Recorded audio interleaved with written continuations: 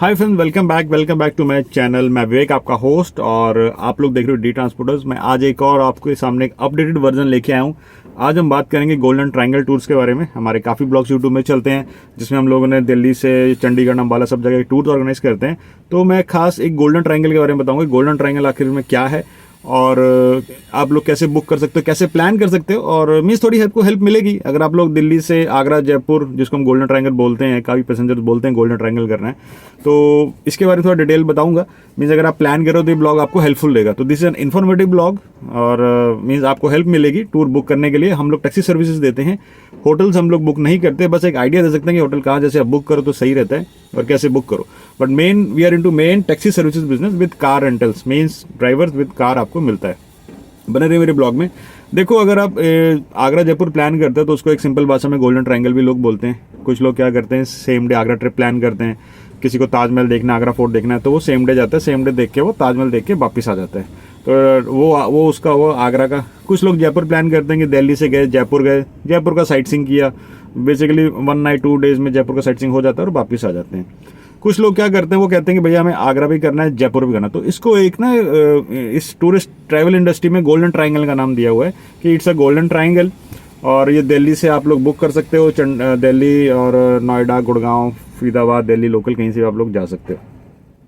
अब देखो, सपोज हमारे बहुत कस्टमर आते हैं, कोई साउथ से है, कोई बॉम्बे, गुजरात, केरला, तमिलनाडु, हैदराबाद, उड़ीसा। मैक्सिमम लोगों की क्वेरीज रहती हैं कि भैया कैसे प्लान करना है, आप प्लान कर दो, या वो गूगल सर्च कर रहे होते हैं। तो ये ब्लॉग उनको अगर मिलता है तो आपके लिए बहुत हेल्पफुल ब्लॉग है। तो आप लोग इसको बने रहिए, ब्लॉग को देखते रहिए। ब्लॉग से मतलब थोड़ी देर के बाद मैं आपको कॉस्ट भी बता दूंगा कि गाड़ी का कॉस्ट आता कितना है, कि अगर आप डिजायर लेते हो कितना आएगा, एर्टिगा लेते हो कितना है, क्रिस्टा कितना है, एक एवरेज कॉस्ट दे दूंगा जिससे आपको एक आइडिया लग जाएगा। देखो, अगर आप प्लान कर रहे हो तो मेरे हिसाब से ना मैक्सिमम 3 डेज या 4 डेज सफिशिएंट रहता है गोल्डन ट्रायंगल टूर्स करने के लिए। कुछ लोग 5-6 डेज का भी प्लान करते हैं, but according to me 3 to 4 days is sufficient वो करने के लिए। अब इसमें एक पहला पार्ट आता है कि दिल्ली लोकल, आपको दिल्ली लोकल करना है या नहीं करना है। दिल्ली लोकल साइट सीइंग अगर आपने नहीं किया है तो दिल्ली लोकल साइट सीइंग आप डे 1 में कर सकते हो। डे 1 में जैसे आप आए हो, आपने कुतुब मीनार देख लिया, लोटस टेम्पल देख लिया, हुमायूं टॉम देख लिया, इंडिया गेट देख लिया, राजघाट देख लिया, रेड फोर्ट देख लिया, चांदनी चौक देख लिया, अक्षरधाम देख लिया, जामा मस्जिद देख लिया। जो जो आपकी मन इच्छा है वो आप लोग देख सकते हो। इसमें क्या होता है, देखो जैसे हम दिल्ली सेंटर में रखते हैं, तो अगर सपोज आपने होटल बुक किया पहाड़गंज में, अगर आप ट्रेन से आते हो, जैसे रेलवे से आ रहे हो, जैसे न्यू दिल्ली स्टेशन है या हजरत निजामुद्दीन ओल्ड दिल्ली, तो आपको पहाड़गंज नज़दीक पड़ता है। अगर आप एयरलाइन से आ रहे हो तो आपको महिपालपुर या एरो सिटी आपको नज़दीक पड़ता है। तो होटल आप कहीं बुक कर सकते हो। अगर आपने होटल पहाड़गंज में रखा है तो पहाड़गंज के नज़दीक जो साइट सीइंग, जो उस एरिया के साइट सीइंग पड़ते हैं, जैसे वो पड़ता है Red Fort, Chandni Chowk, Jama Masjid, India Gate, Parliament House, Rajghat and Delhi का जू, प्लस थोड़ा सा दूर जाएंगे तो अक्षरधाम आ जाएगा। ये उस साइड का है। अगर आपने महिपालपुर वाली साइड होटल रखा है एरो सिटी, तो उसके नज़दीक जो पड़ता है Qutub Minar, Lotus Temple, Humayun Tomb, India Gate, Rajghat, Akshardham, Red Fort जो थोड़ा दूर चला जाता है, बट वो आप प्लान कर सकते हो, गाड़ी आपको मिल जाती है। दिल्ली लोकल का जो साइट सीइंग होता है वो हम लोग 10 घंटा 100 किलोमीटर के हिसाब से आपको गाड़ी देते हैं, जो आपको जहाँ जहाँ बोलोगे वहाँ घुमाती है। अगर आपको नॉलेज नहीं है तो आप हमसे रिटर्न में ले लो, हम लोग कुछ 4-5 जगह दे देते हैं, वो आपको गाड़ी घुमा देती है। अब आता है डे 2। डे 2 में आप लोग दिल्ली से सुबह जैसे 6, 7, 8 बजे के आसपास निकलते हो, डायरेक्ट आगरा चले जाते हो। आगरा, दिल्ली से आगरा पहुंचने में एक्सप्रेस हाईवे से गाड़ी जाती है, 3.5 घंटे रफली लग जाते हैं ताजमहल तक पहुंचते। तो ऑन द वे आपको 3 रिफ्रेशमेंट पॉइंट्स आते हैं। एक्सप्रेस यमुना एक्सप्रेस हाईवे उसको बोलते हैं। 3 रिफ्रेशमेंट पॉइंट आते हैं, वहाँ पे आप breakfast, lunch, dinner, toilet, washroom according to the day आप लोग वो कर सकते हो, ले सकते हो। और एक स्टॉपेज लेते हैं चाय के लिए, टी ब्रेक के लिए। ताजमहल पहुंच जाते हो, आगरा पहुंच गए। अब वो आपके ऊपर डिपेंड है कि डे 2 में आपने डायरेक्ट ताजमहल जाना है या पहले होटल चेक इन करना है। अगर आपको होटल चाहिए आगरा में तो फतेहाबाद रोड पे रखो। फतेहाबाद रोड जो हम एक्सप्रेस हाईवे से आएंगे, जब आगरा एंटर करते हैं मीन्स ताजमहल के नियर, तो फतेहाबाद रोड से ही आपकी गाड़ी ताजमहल के ईस्टर्न पार्किंग या वेस्टर्न गेट पार्किंग की तरफ जाती है। तो फतेहाबाद रोड पे बहुत होटल्स हैं, 5 स्टार, 4 स्टार, 3 स्टार, 2 स्टार। आप मेक माई ट्रिप गूगल में सर्च करोगे आपको मिल जाएंगे। देन अगर आपने होटल चेक इन किया तो डायरेक्ट आप पहले होटल चले गए। होटल के बाद फिर आप ताजमहल देखने चले जाते हो। ताजमहल देखो, दिल्ली लोकल अगर प्लान करना है तो मंडे को मत प्लान करना। ताजमहल का ट्रिप प्लान करना तो फ्राइडे को मत जाना। फ्राइडे को ताजमहल बंद होता है, कुछ नहीं दिखता ताजमहल, वो बंद रहता है, मतलब वो नो एंट्री होती है ताजमहल फ्राइडे को। और दिल्ली लोकल मंडे को मैक्सिमम मॉन्यूमेंट्स बंद रहते हैं। अब देखो, आगरा में आप चले गए, ताजमहल और आगरा फोर्ट आपने देख लिया। तो जैसे पहले दिन तो दिल्ली लोकल किया था, दूसरे दिन डे 2 का प्लान किया तो आप चले गए आगरा। डे 2 का जो नाइट स्टे वो आप आगरा में रखो आराम से, मतलब कंफर्टेबल टूर बता रहा हूँ मैं आपको। तो आगरा में आपने नाइट स्टे कर लिया, ताजमहल भी देख लिया और दिन में आगरा फोर्ट भी देख लिया, 2 चीज़ें मस्ट हैं। एक तीसरा वहाँ पे मेहता बाग करके आता है, वो भी आप देख सकते हो।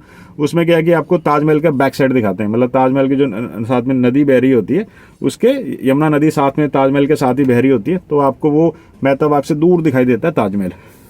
बीच में शॉपिंग करनी है, शॉपिंग के लिए आप लोग आगरा के आसपास बहुत शॉप्स हैं, मीन ताजमहल के एरिया के आसपास सराउंडिंग बहुत शॉप्स हैं। वहाँ पे मार्बल के बड़े बड़े इंपोरियम्स हैं, जिसमें आपको मार्बल से बनी हुई चीज़ें जैसे ताजमहल, हैंडीक्राफ्ट्स, ये सब मिल जाते हैं।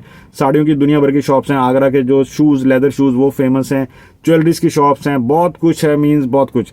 बट सबसे बड़ी बात, अगर आप इन शॉप्स में शॉपिंग करने जाते हो, अगर आपने किसी के थ्रू गाइड लिया है या ड्राइवर आपको लेके जाता है इन शॉप्स पे, तो प्लीज़ शॉप में जाके बार्गेनिंग करो।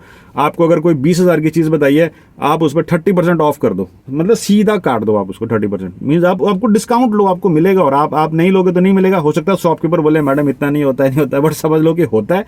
तो वो आपको बार्गेनिंग करनी है, आपकी बार्गेनिंग पावर कितनी है। वह कोई भी शॉप, किसी भी शॉप में आप चले जाओ, चाहे वो एम्पोरियम है, चाहे कुछ भी XYZ कुछ भी है, आप वहाँ बार्गेनिंग करो, आपको डिस्काउंट मिलेगा ही मिलेगा। नहीं मिलता है तो आप दुकान छोड़ के नेक्स्ट दुकान में जैसे जाओगे, दुकानदार अपने आप आपको भाग के खींच के ले जाएगा, नहीं मैडम ले लो। तो ये सिस्टम है। प्लस आगरा के गाइड भी मिल जाते हैं। गाइड देखो, अगर आप रेपुटेड, जैसे आप हमसे किससे टैक्सी लेते हो, आपको आगरा में गाइड चाहिए, जैसे इंग्लिश या फॉरनर है, इंडियन, आप कोई भी आते हो, आपको आगरा में गाइड चाहिए। गाइड आपकी हेल्प करता है टिकट परचेस करने में, आपको अंदर एंट्री करने में, प्लस आपको साइट सीइंग अच्छे से आगरा स्टोरी बताता है। प्लस आपके गाइड जो है बहुत हेल्पफुल रहता है, और मीन्स गाइड से आपको ज़्यादा फायदा रहेगा।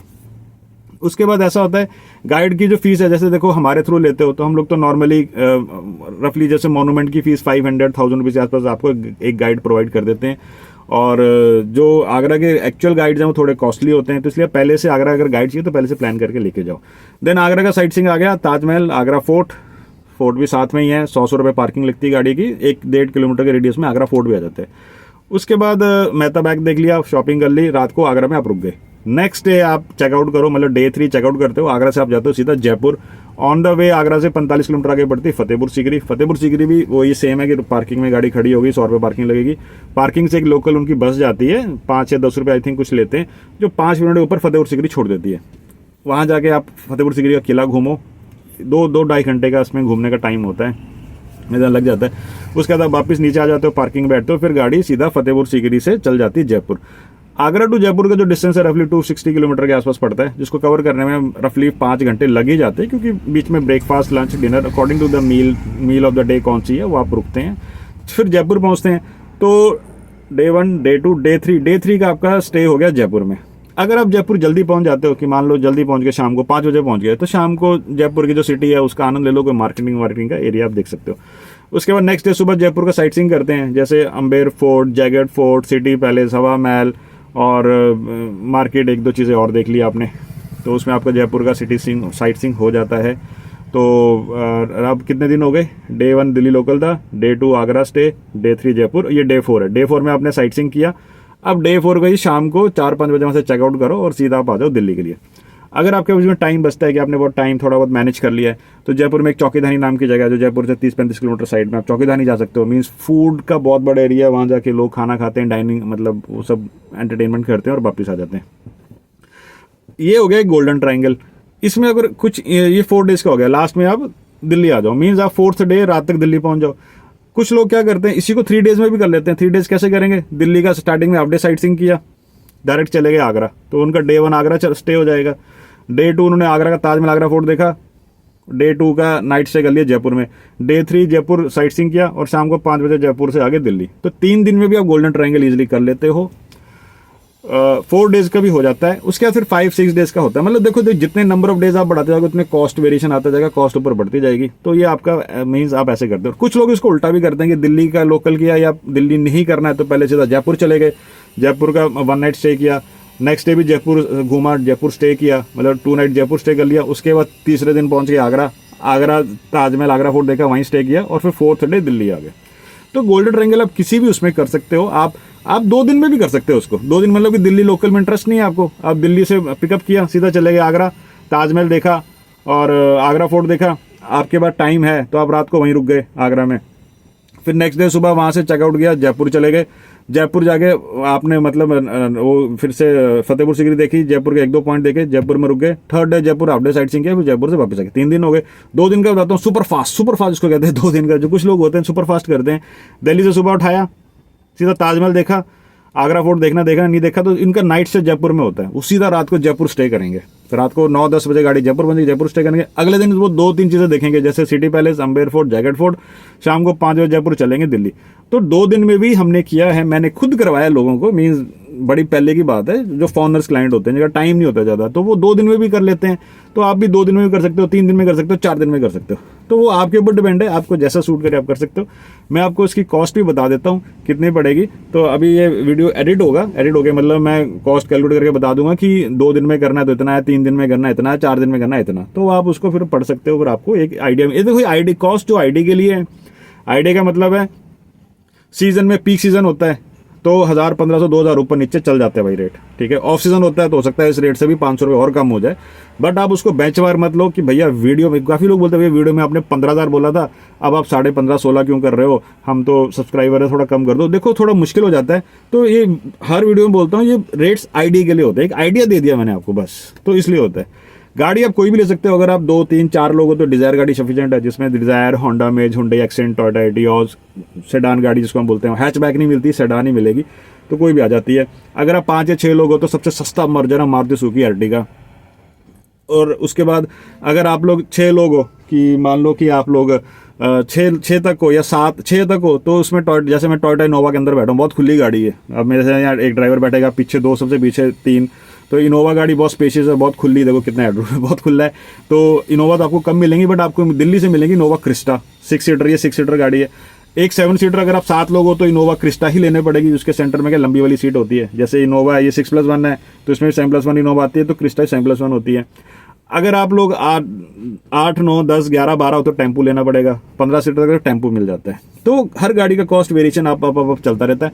मैं एक अभी आप एक एडिट करके एक कंटिन्यूटी में एक छोटा सा आ जाएगा जिसमें रेट्स आपको लिए होंगे। नंबर स्क्रीन में दिख रहे हैं, आप गाड़ी बुक कर सकते हो, कभी भी कॉल करो, व्हाट्सअप करो। और देखो हमसे प्लान मत पूछो भैया प्लान कैसे करना, प्लान आप डिसाइड करो कि आपको 2 दिन की छुट्टी है, 3 दिन की, 4 दिन की क्या छुट्टी है, तो आप उस हिसाब से एक बना सकते हो। आगरा में 1 नाइट स्टे करना बस सफिशिएंट है, जयपुर में मैक्सिमम 2 नाइट स्टे करना सफिशिएंट है बस। दिल्ली लोकल अगर इंटरेस्टेड हो तो घूमो, नहीं हो तो उसको बाईपास करके सीधा आगरा चले जाओ। और दिल्ली भी घूमना है तो 1 दिन दिल्ली के लिए काफ़ी है। 1 दिन में आप मैक्सिमम दिल्ली में 5 से 6 मोनूमेंट्स हद से ज़्यादा हो सकते हैं, इससे ज़्यादा मोनूमेंट्स नहीं होते।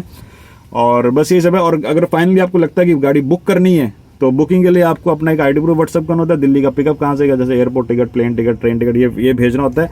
एंड मिनिमम एडवांस होता है। एडवांस डिपेंड करता है गाड़ी की कैटेगरी के हिसाब से कि कौन सी गाड़ी आपने बुक की है, कितने दिन का प्लान है। तो मिनिमम एडवांस वही होता है, छोटी गाड़ी है तो 2,500 एडवांस ले लिया, अर्टिगा है तो 3 ले लिया, क्रिस्टा है तो 5 ले लिया, टेम्पू है तो 6-7 हज़ार, मतलब एक डिपेंड करता है advance on the amount. Balance payment during the trip देना होता है।